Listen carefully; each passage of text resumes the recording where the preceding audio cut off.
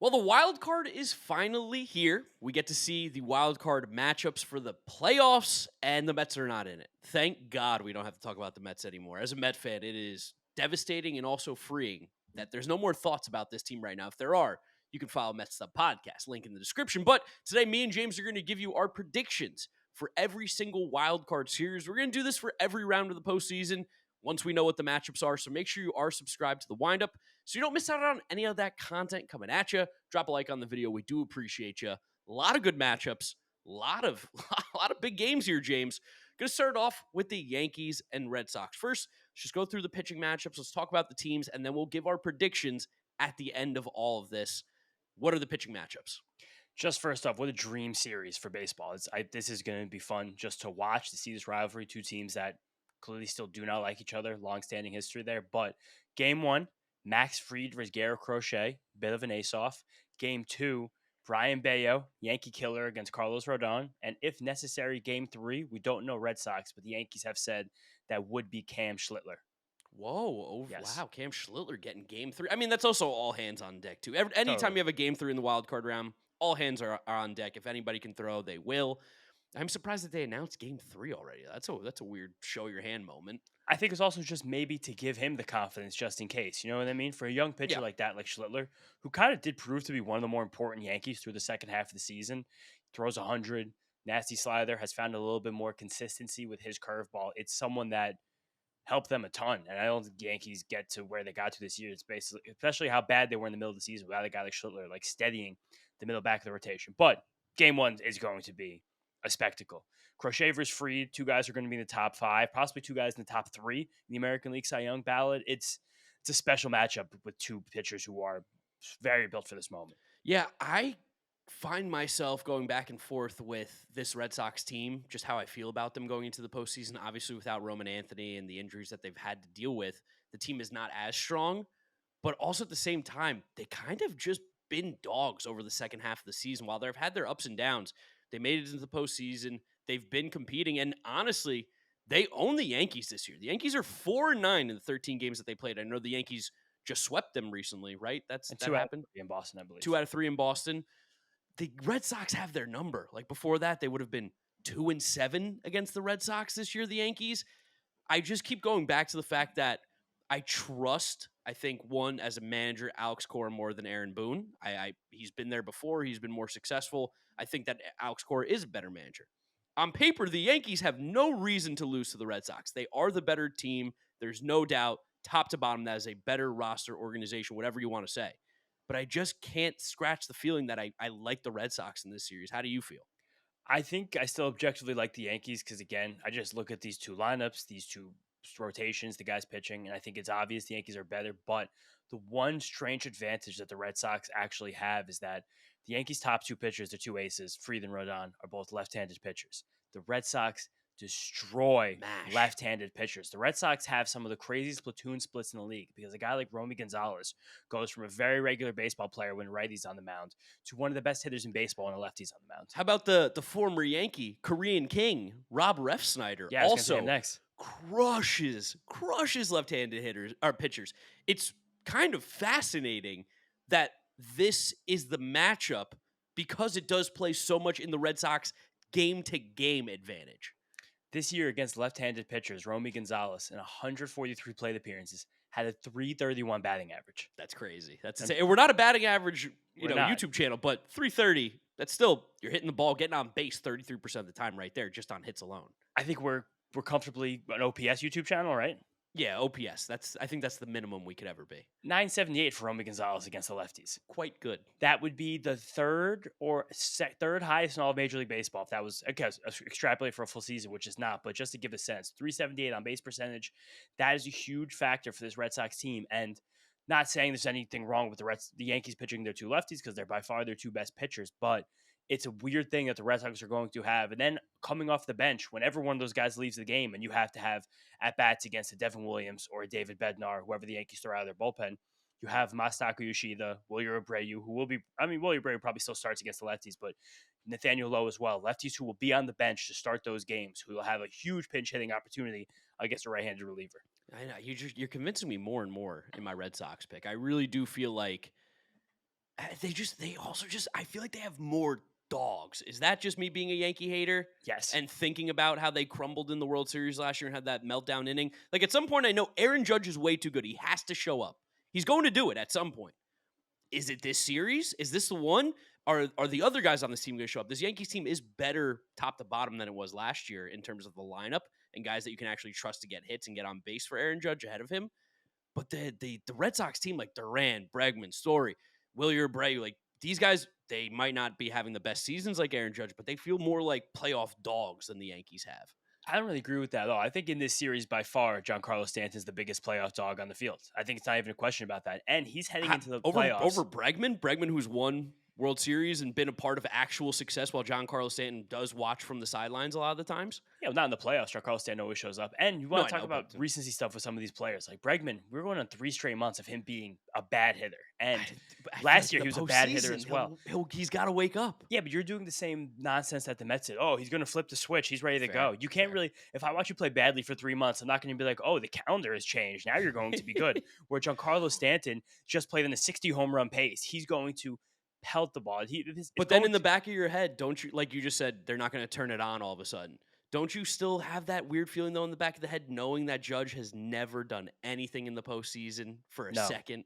Truthfully, no. Doesn't that still creep into your head? Like, what if the spotlight's too bright? Turn the lights off. They're too bright. He can't handle it. Because I always have readied myself mentally for knowing that one time he does it, just like A-Rod 2009. Because you're too good to go through this. Aaron Judge is one of the greatest right-handed hitters ever. In a 5-year sample, literally one of the 5 greatest right-handed hitters in the history of the sport. Possibly one of the 2 or 3 best in a 5-year sample.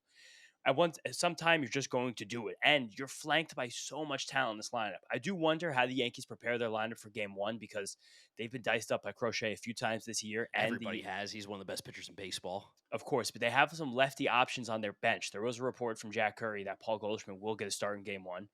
I guess you're putting Ben Rice on the bench. I don't know if you're going to lead off Grisham. Ahmed Rosario, weirdly, has amazing stats against Garrett Crochet, and Jazz Chisholm is terrible, but I don't think that's a move you can make. No. Austin Wells is confirmed starting behind the plate. It's going to be very interesting to see how they align this lineup. Because the Yankees have a deep bench. The Yankees are the better deep team. Rotation. There's no doubt about that. The Yankees have options. They have players. Like, think about as a playoff bench. Playoff benches are so important because you use every single guy. Goldschmidt, Caballero, Ahmed Rosario, Jason Dominguez, Austin Slater. One of those guys will get left off this roster, but that's just, you have a lot of cool little chess pieces there. Slater's got to be on the roster with Crochet, right? And Dominguez probably the guy is left off the roster, honestly. It's kind of crazy. Yankee fans are going to go crazy when you say that. I mean, it's of those position players, who you leave off? I mean, I'm a Jason Dominguez hater, so that's always my pick. I mean, truthfully, I'd probably leave off Ahmed Rosario, but you're right. But just facing Garrett Crochet in Game 1, you almost want to have Austin Slater might hit leadoff in Game 1. He might get the first plate appearance for a Yankee. Seriously, he might. I know. And then he's their lefty killer. He's their Rob Refsnyder, Romy Gonzalez type player. The fun thing about this series is that both of these bullpens are quite susceptible in the middle innings to things going wrong. Like, you're telling the Yankee fans right now, you're going to have to rely on some combination of Devin Williams, Luke Weaver, Fernando Cruz, and Camilo Doval. Apart from Tim Hill is going to have a big at-bat, a big plate appearance against a lefty at some point. Jeez, brain just broke for a second. But to get yourself a bridge to Bednar, and same with the Red Sox. You just got Justin Slayton back off an injury, but you're going to have to find a way to use him, Justin Wilson. Steven Matz will get big outs in this series 100% against those lefties. Greg Weissert, and then just to get to Aroldis Chapman, who was the best closer in baseball this year statistically. So I just think this is going to be a 3-game series, like absolute slobber knocker, and it's going to come down to whichever lineup makes more things happen. So prediction, James, who are you taking? Yankees in 3. They're going to lose Game 1, win the next 2. I'm going to take the Red Sox in 3. I think the opposite. I think the Red Sox win Game 1, lose Game 2, win Game 3. Yankees get to Brian Bayo for the first time like ever. Who pitches Game 3 for the Red Sox? Connolly early and whoever else, Peyton Tolley, throw anybody out there. All arms are on deck. I don't know. Like, how much worse are those guys than Cam Schlittler? I think a lot. I think Schlittler's your boy amazing. Connolly early? I love Connolly early, but we made 2 starts, 3 starts down the stretch, and you almost put him in a tier higher than Cam Schlittler in our video. I almost did, but I told you I stopped myself because I had to, and then because also Luis Gil and Lucas Giolito are off these rosters because they just pitched, so it's going over the weekend to get these teams to their spot. So both pitching depths will be tested in this 3-game series. I think the Red Sox definitely need to win game one, though. Yeah, if the Red Sox lose game one, they could I just think pack it's their probably bags. over. Yeah. Yeah, All and right. that's fine. Let's move on to the next American League wild card series here. We've got the National or American League Central guys going up against each other. The Guardians, who stole the division just to then play the Tigers again.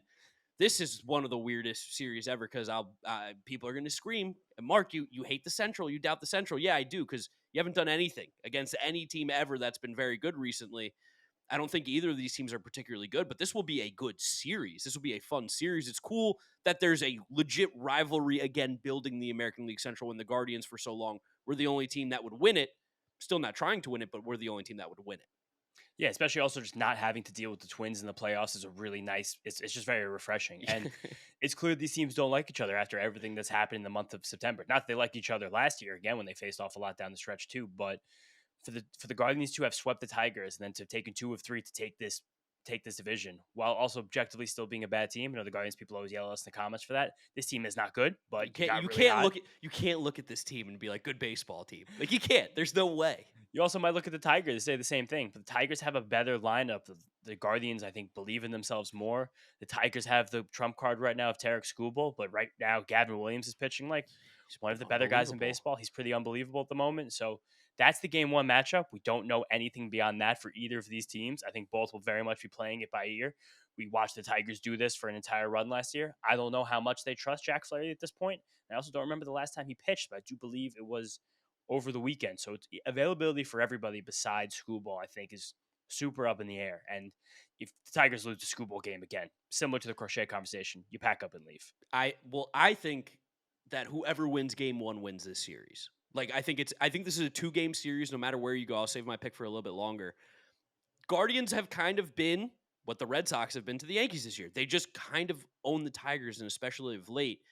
But weirdly, I just can't look past what this roster looks like and feel more confident with them than the Tigers. The one thing that they have going, though, is that they do seem to have this sort of mental advantage. The Tigers play the Guardians, and they clench up. The Tigers played any good teams this year. They clench up. Like, they cleaned up against the Royals. They cleaned up against the White Sox and the Orioles, all the teams at the bottom. But as soon as they started facing, like, the better teams in baseball, it felt like they weren't as sharp. Now, of course, they're going to win some games against the Yankees. They took series from them. That was great. That was early in the year when the Tigers were hot, but I keep going back and forth with this one. I think Skubal truly is the ultimate determining factor, and the fact that he's going game one, to me, gives the Tigers the edge there. I think the Tigers win in 2. I'll take the Guardians because, again, like you said, they have a mental edge right now. And while this It's Tigers funny lineup, you're doing what I did for the Red Sox with them. if the Tigers just won 2 or 3 from the Guardians this week, I probably wouldn't be taking them. But the last time the Yankees and Red Sox played, the Yankees went in there and kind of pants them in their own park. But this Tigers team, especially, the one advantage I think they should have, apart from Skubal, is I think they have a better lineup on paper, but Yes. the lineup has not hit. And we've seen this time and time again with these playoff teams, how much momentum plays into it. If you're not hitting through August and September, I don't know why you're going to start hitting in October. Truthfully, I guess technically it still will be September 30th. But the point remains that without Gleyber Torres, Kerry Carpenter, Spencer Torkelson, Riley Green, those are objectively good hitters and good players. If they're not hitting good, I don't know what to say about them past that. Yeah, both these teams are not very complete teams. That's ultimately what comes down to it. So it really is like a coughing baby versus coughing baby in a way. I'm not scared of any of these teams to play the Mariners in the next round. That's for sure. I do just lean the Tigers, especially because they were so good in that postseason series last year against the Astros. They were so sharp. AJ Hinch is one of the best managers in baseball. That is a mega factor in this. Stephen Vogt's been awesome as well. Do you hold anything against AJ Hinch for this massive collapse they just had? Yes and no. The team's bad, so that's part of it.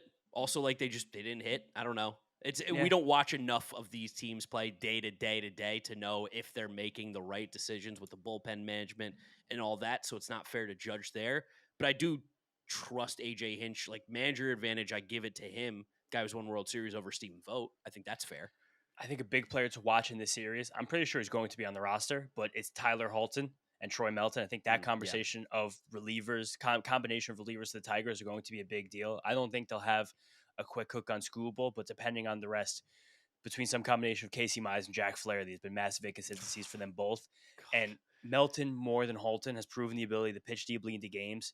AJ Hinch was really proud of calling him a weapon down the stretch, like a young dude. He hasn't even turned 25 yet, rookie season. Having the ability to get 4 outs, 5 outs, 6 outs, 7 outs, 8 outs, 9 outs in relief appearances. Having a guy like that who can get on a roll in the middle innings would be a big deal for them. And if there's any faltering from Skubal and you have to win, you have to probably play catch up in that game and staring down the barrel of the Flair of the Mize after that. You need some of these bullpen guys to eat these innings. That's what made the Tigers good last year. Was that a flash in the pan? Maybe, but that's kind of where we're at. Yeah. Guardians, massive pitching advantage outside of Skubal. Tigers, massive hitting advantage outside of Jose Ramirez. I think that's kind of the crazy, weird way that both of these teams work. Yeah, shout out the Guardians for making do with this bullpen, even without Emmanuel Clase going down with this investigation. Because Cade Smith is the man. So good. Hunter Gaddis is nasty. Tim Herron. Eric Sobrowski gets big outs against lefties. I don't know how, but he does it. Nick Enright, I think he recovered from cancer. He was great in this bullpen. He got injured down the stretch. Jacob Junis is really strange and funky. You're going to see some weird stuff. I'm sure Joey Cantillo takes on a bullpen role as a lefty with crazy extension, a wild changeup, can strike out guys in bunches. Slade Cicconi's another weird one. Lots of breaking balls. Really went up and down with his effectiveness, consistency, but there's a lot there. And they still have Tanner Bybee waiting in the wings. I know he pitched over the weekend, but he'll be ready for Wednesday, if I'm assuming, because I haven't said anything yet, but at least for a few innings like this. He's someone who has been battle tested, had a bad year, kind of lost control of his repertoire. But Gavin Williams kind of just stepped up and took over that ace role, just like the Guardians always seem to find a pitcher who steps up at the right time. The other thing I will mention, too, is that the Guardians don't really strike out very much. That's not a strikeout team at the plate. The Tigers strike out a ton. That is something that could completely change the series. In the postseason, you got to put the ball in play. Well, and also the flip side of that, the Tigers are a team that hits the ball hard and puts the ball over the fence. Yes. The Guardians are a team that does not do that. No, it's the complete opposites right now going up against each other. Yet they both are teams that I don't particularly think make it past this round. So no, neither me. I also watch out for Gavin Williams. He became over a 40% sweeper guy in the month of September when he got really hot. It went to a lot of sweepers and sinkers, which was he didn't even start throwing the sinker until May and June. And by September, it was the second most thrown pitch against right-handed batters. Shout out the Mets for getting him right, that no-hitter. That literally that changed the entire Guardian season. And the Mets season. Yeah, in a way. But what's your prediction for the series? Tigers in 2. Really? Tigers in 2? Tigers in 2. Standing with it. I was going to say Guardians in 2. All right. Well, I mean, we're just differing opinions on every single one. Maybe the National League, to be honest, feels a little more straightforward to the National League than the American League. Let's start off with the Dodgers and Reds. This would have been where the Mets played, but of course they suck. So we get to watch the Reds lose on the final day of the season, clinch the playoff on a loss. They're going up against the Dodgers, and let's just be honest. I don't think they have a chance. I don't think so either. I think one of the most frustrating things about the Mets collapse and the Reds making the playoffs that the Reds didn't exactly play well down the stretch to earn this. Nope. Over the Reds' last 80 games of the season, they were 40-40, which is much more a detriment to how bad the Mets are because the Mets suck. The Reds do just suck less, and I tip my hat to them for that. But the great equalizer in these short playoff series is incredible starting pitching. And while the Reds have to go up against Blake Snell in Game 1 on Tuesday night, the Reds have Hunter Green, and Hunter Green is the shit.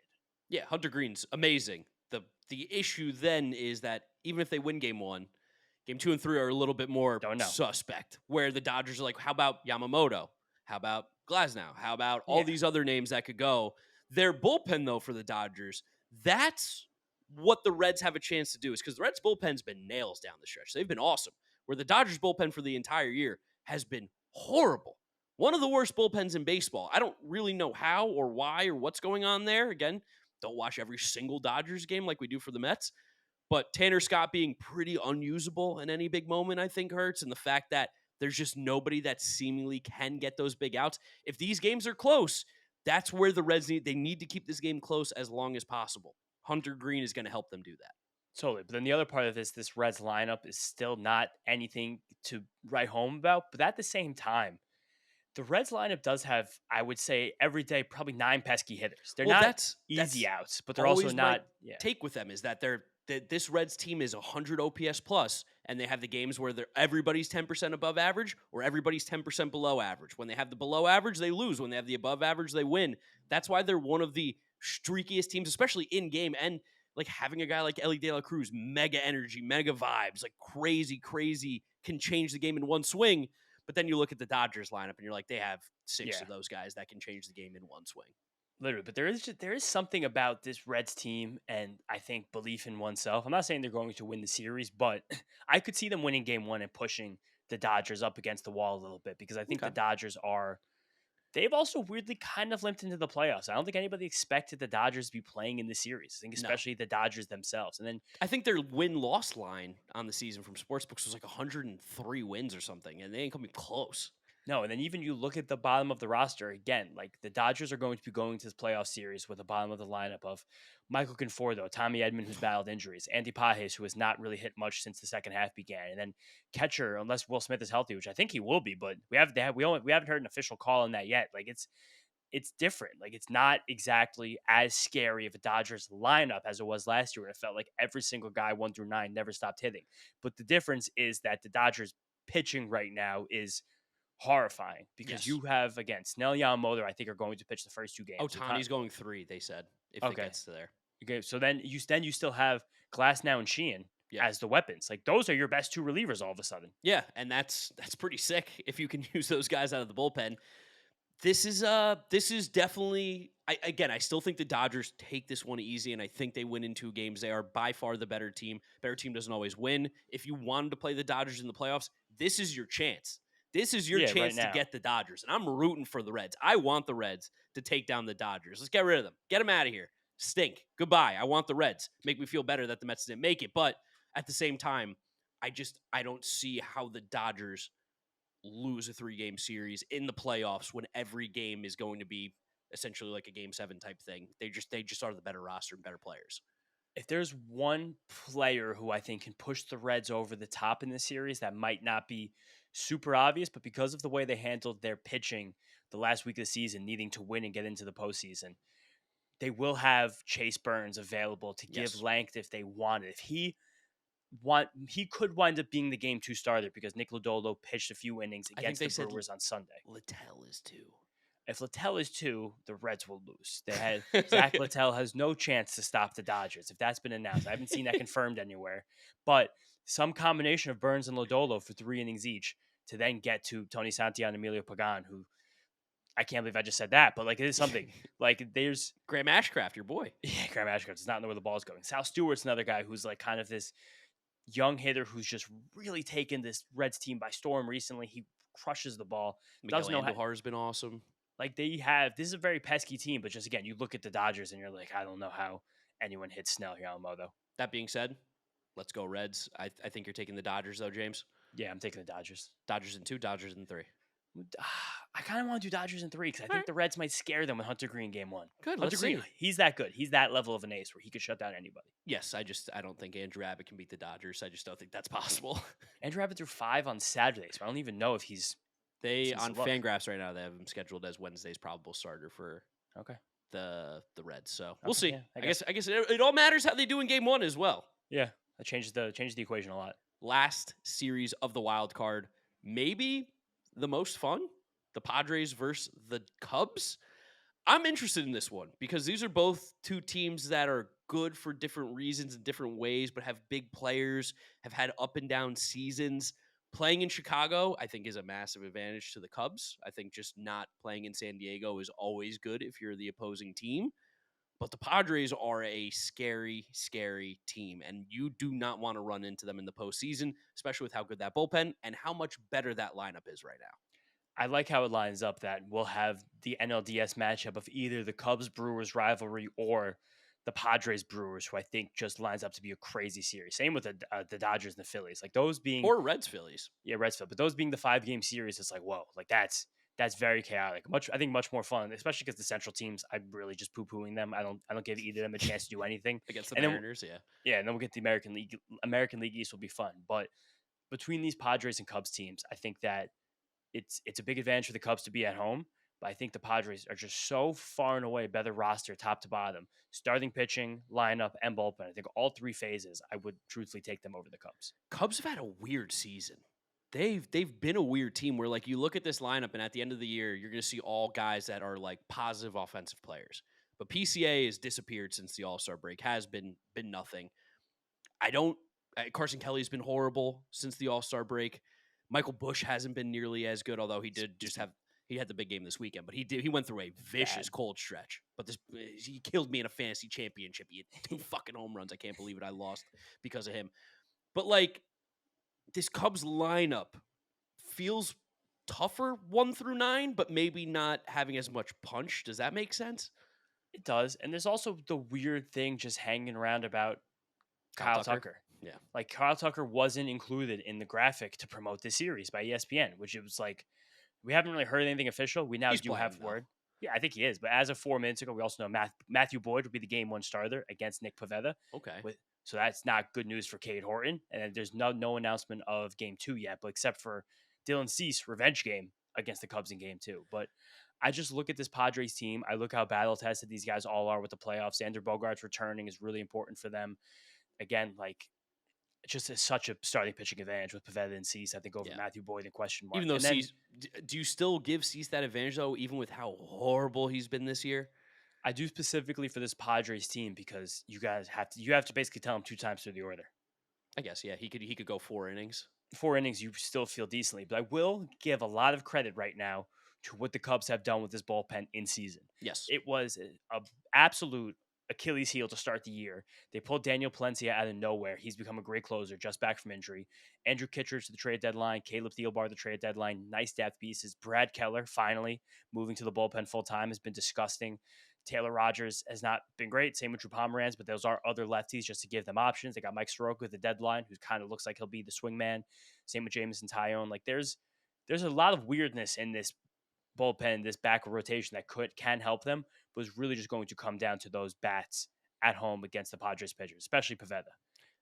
Wind blowing in, wind blowing out will also make a huge difference in this series, too. Huge difference because those are 2 fly ball pitchers, Pivetta and Dylan Cease. If the wind's blowing out, everything changes on a dime. Probably becomes Cubs major favorites if that's the case. Literally, I do think that too. And this Cubs lineup, again, similar. I keep going back and forth. I don't know who to pick. This is by far, I think, the closest series. I think I can't say it's going to be more fun than Yankees Red Sox because it's the Yankees versus the Red Sox, but Yes. I think I'm most intrigued to watch this series. I think this will be the games I'm the most involved in as a fan. Yeah, as ball knower, this is a fun, awesome base. Like you're gonna see baseball in this series. Like the Cubs have so many weird things they can do. Like I love Mobile Steros. Like he's such a fun player. He's sick. Dope. And then Seiya Suzuki is going into the series on fire, blazing hot, hottest man in the league right now. Ian Happ had a bad first half, a great second half. Nico Horner is a pest. While PCA has sucked at the plate, he's a vibes guy. Like he's going to make a play that could change a game defensively, and then on the base pass, if he gets on, he's going to steal bases, he's going to do chaos shit. He scored on a wild pitch from second against the Mets when we played them. Like he is an agent of chaos, and I think that's probably the best role for him is be crazy in center field, do crazy stuff on the base paths. Anything we get out of you offensively is great. They've got some chaos going on here, and especially with the righties that the Cubs or that the Padres are going to be throwing. Michael Bush crushes right-handed pitching. Kyle Tucker, lefty. Pete Crow Armstrong, giving him that advantage is going to be huge, along with the fact that you mentioned Ian Happ's a switch hitter. Seiya Suzuki's one of the most underrated hitters in baseball. Easily. He's so good. And another big thing going into the series, Padres have actually had a few very serious injuries over the month of September that are hurting them badly. Ramon Laureano fractured his finger last week. He's not playing. He might miss this entire playoff run. I mean, we'll see. Maybe he does a Francisco Alvarez and he gets back together, just tapes it up. But that's a huge loss if he doesn't play. It just moves kind of everybody up a tier. Like Gavin Sheets is back in the lineup instead of being the bat off the bench. Without that, the Padres don't really have a bat off the bench. It's going to be Will Wagner. Wait, they do? Iglesias. Oh my God, Jose that's Iglesias. That's the ultimate. That's your bat off the bench, and the Padres also losing Jason Adam. I know they still have Marijon, Miller, Suarez, Estrada, Magic Wandy, Bradley Rodriguez throwing 100 Yuki. at 22. Yeah, Yuki holding him hostage. But Jason Adam is a piece. Jason Adam, you throw a Jason Adam in the 6th, 7th, 8th inning, you're comfortable getting out of the inning scot-free. It's just new. Those are 2 big losses for a Cubs team that just got a lot healthier over the last few days, especially unless Cade Horton's out. Cade Horton's out, notwithstanding, that's a huge thing that could sink them because we'll see what happens with Shota. Man, the Laureano injury changes a lot too because for the outfield option, you have to play Gavin Sheets now in the outfield. I said that. Wrigley's big down the lines. The gaps are smaller, which will help him there, but down the lines, that could be a problem. And he's left-handed bat, Shota, Matt Boyd, if they want to go with their lefties. Oh my God! Who do you think's winning the series, James? Make your prediction. Again, I will go with the Padres, but this is the pick I think I'm the least confident in. I think Yeah, this could go either way. But at the same time, I could see the Padres getting hot. Like if Nick Pivetta just throws a gem in game one, I can see them riding momentum all the way to the NLCS. Like I sneakily like the winner of the series over the Brewers. I think no Well, matter who yeah. it is. I Uh, literally yeah. I don't know if I like the Cubs over the Brewers. Weirdly, I definitely like the Padres over the Brewers. I don't know if I like the Cubs as much. I think I might like the Cubs. Take them. Ah, I got Padres 3. I know. Why is my body telling me the Cubs, even though I like Trust it. Tatis and Machado and Merrill and Bogarts better? I'm going Cubs. Cubs in 3. Cubs in 3. That's my pick. Maybe that's the kiss of death. Can't wait to see how we do on these predictions, James. We'll keep a running tally. Shout out our boy Kieran for throwing the picks on the screen as well. He'll be keeping a running tally too. We will catch you guys a little bit later this week for another upload at some point. We're just gonna keep pumping out baseball content. You guys have been supporting the hell out of us, so we really appreciate it. Thank you all for subscribing. Thank you for commenting.